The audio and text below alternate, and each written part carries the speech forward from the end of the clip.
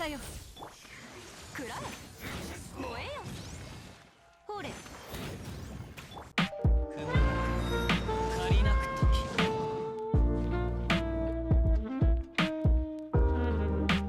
Heyo YouTube, Flocat here, and today it is time for How Do I Yanfei. As per usual, I have a short disclaimer for you before we jump in. In this series, we will be analyzing each unit's kit, discussing how I use them in the game. We will talk about builds I like for them, teams I like for them, and mechanics I find useful for that unit. I am not telling you what to do. I'm not telling you that this is the most optimal way to build each unit or play each unit. I'm just sharing my thoughts, hoping that you will find it interesting, useful, or entertaining. Keep that in mind, and your responses down in the comment section below, and as always, stay respectful. Thanks. First, let's talk about Yanfei's skills, and then we'll discuss what role she plays in your team. Yanfei's normal attack rotation is 3 hits. Each normal attack that successfully hits an enemy will grant her 1 Scarlet Seal, which will become useful later on. Her charge attack consumes some stamina and summons a giant flaming stamp, which then slams down on the enemies, dealing AoE pyro damage. The AoE and damage for this charge attack will increase with each Scarlet Seal that Yanfei possesses. As well, she will gain a 15% reduction to the stamina cost of each charge attack per seal. Her E strikes enemies with AoE pyro damage, and then grants Yanfei the maximum number of Scarlet Seals. This generates energy for her whether she is or is not in her burst, and is on a 9-second cooldown. Her burst will do an instance of AoE pyro damage and then enter a state called Brilliance. Brilliance will grant Yanfei a Scarlet Seal every 1 second, and this will also increase her charge attack damage based on its level. Yanfei has 2 really useful Ascension Passives. Her first talent passive grants her a pyro damage bonus based on the number of Scarlet Seals consumed. Note that triggering this passive again will dispel the previous one's effects, so if you consume 3 seals and get a 15% bonus, and then consume 2 right after and get a 10% bonus, it will replace the 15% bonus. Her second Ascension passive creates an additional instance of AoE pyro damage every time her stamp crits. This is considered charge attack damage, and so is affected by anything that buffs charge attack damage. After analyzing Yanfei's kit, I think that her most effective role is as a burst DPS, not as a hyper carry as a lot of people think. Now, why do I say that? It's because she has something very special when it comes to ICD. If you don't know what that is, that's internal cooldown mechanics. Now, normally I would talk about this in the mechanics section, but this is really important as to why she's a burst DPS and not a hyper carry, and so I'm going to explain it now. Yanfei's skill damage, burst damage, charge attack damage, and the additional damage instance from her Ascension passive all have separate ICD, or internal cooldowns on reactions, meaning that when you swap into Yanfei, you can burst for a vape or a melt, charge attack for a vape or a melt, get an additional damage instance that also vapes or melts, and then you can use her skill for another vape or melt, charge attack again for a vape or a melt, and get an additional damage instance from her Ascension passive that vapes or melts. And so as you can tell, she can react many times quickly back to back, and that generates a ton of damage for your team. After this point, you will have a significant DPS loss, because even if you are in your burst, you will need to take time to build up Scarlet Seals in order to do more charge attacks. For this reason, when I use her in a team, I will often burst, charge attack, use her skill, and charge attack again. From that point, I make a decision as to whether I want to stay on her or swap off of her to a unit that will do more damage. But this makes her a flexible unit in that you can spend more field on time with her if you want, or just swap in for a really quick burst rotation. But now we're going to go into investment, and I'm going to show you guys how my Yanfei is built. My Yanfei is level 85 out of 90, and these are her stats. And now I know that her attack is very low and her elemental mastery is very high. We will discuss that in a minute. For weapons, I have her on an R5 Lost Prayer. I like the movement speed bonus as well as the crit rate buffing and the higher base attack. If you don't have a Lost Prayer, then other great options for her are Skyward Atlas as a stat stick.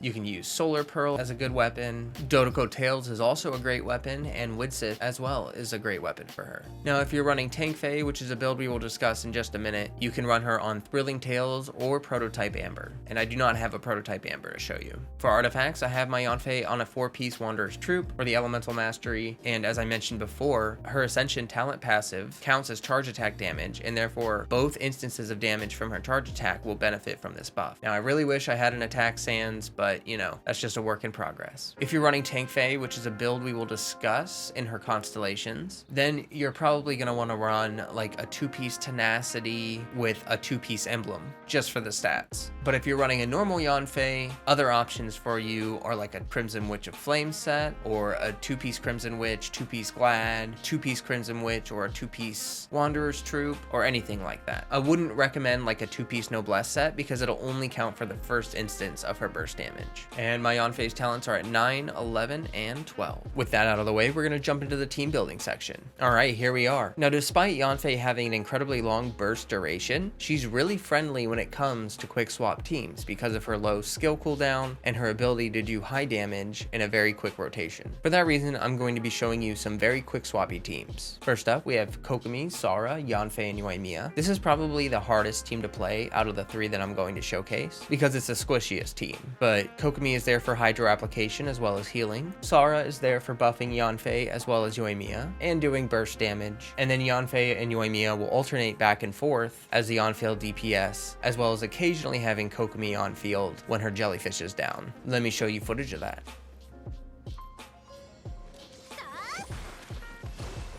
翼よくらえ燃えよほれふ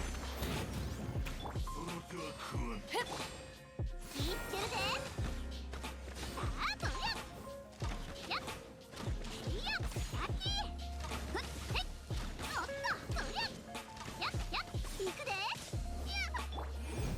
くらえほんちんくやであれ狂いなさい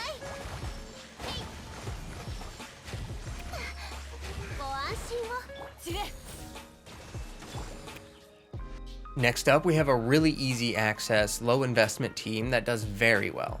We have Diona, Xinqiu, Rosaria, and Yanfei. We have double Cryo as well as Rosaria for her crit buffing, and we have Xinqiu for the consistent hydro application. For this reason, Yanfei is able to put out a lot of reaction damage very quickly.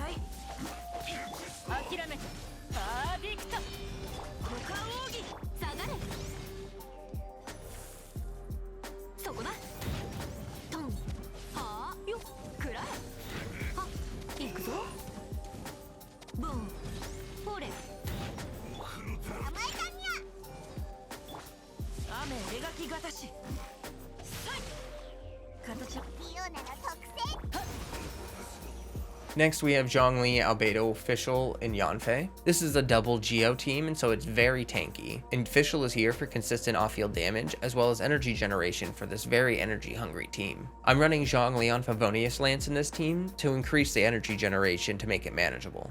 Anyway, let's jump into the showcase.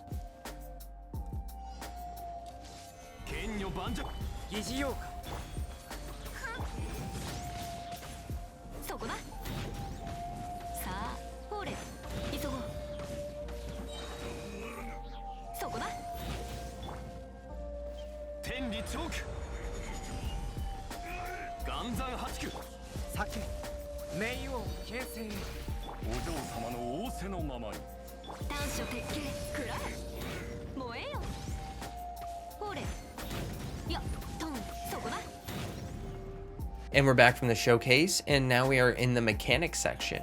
Yanfei does have some really interesting mechanics that not many other units can utilize. For instance, one thing that is not often discussed is that her Scarlet Seals reduce all stamina consumption, including climbing, sprinting, or gliding. But most importantly, it'll reduce the stamina consumption of dodging. For this reason, Yanfei is fantastic when you go up against bosses like the Magu Kenki, who throw out tons of attacks at you all the time, and you need to be able to dodge them. You can swap into Yanfei, use her E, dodge a bunch of attacks, and then charge attack before you swap off. Not many people use her for this, but as bosses and other enemies start to do more damage, I can see this becoming more common. The only other mechanic I want to discuss is to reiterate that her combo for maximum reaction damage is Burst, Charge Attack, Skill, Charge Attack. This will allow you to do many reactions back to back and give her incredibly high burst damage output. But yeah, that's pretty much all for her. Yanfei is one of the few units in the game that can allow you to achieve 100% stamina consumption reduction, which allows you to sprint for no stamina. I think that's pretty neat. And now we're going to move into Constellations. Her C1 reduces the charge attack stamina cost, and as well will increase her resistance to interruption when she casts her charge attack.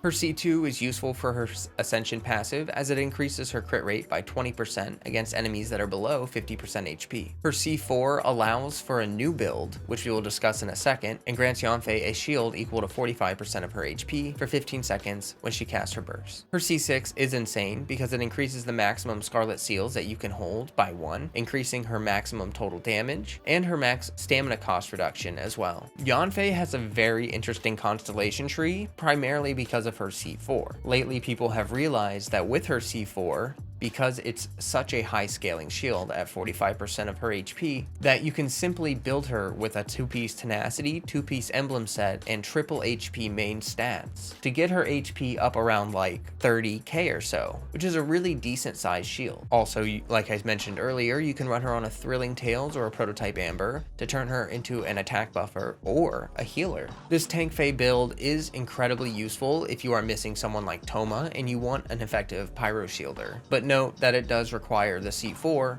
for it to become effective. Other than that, I view the C4 as an additional little bit of protection for Yanfei or the team, and I continue to use her as a burst DPS or a hyper carry. I think that her most important constellation outside of the C4 is the C6 because it will improve every aspect of her kit. Alright, that's going to bring us to the end of the video. Thank you so much for watching. I hope that you learned how to build your Yanfei, or you just learned some cool tricks or tips about her. In my opinion, she's an incredibly underrated unit and is not used nearly often enough. Let me know in the comment section below whether you like Tank Fae or the traditional burst DPS hyper carry build for her. And if you're new around these parts, I would love it so very much if you dropped a like on the video and subscribed for regular Genshin content and streams as well. One last thing, I have a Discord link in the description below and I'll pin it in the comments. I would love to see you there. We have a friendly, active community. We all play Genshin as well as a variety of other games, and we would love to see you there.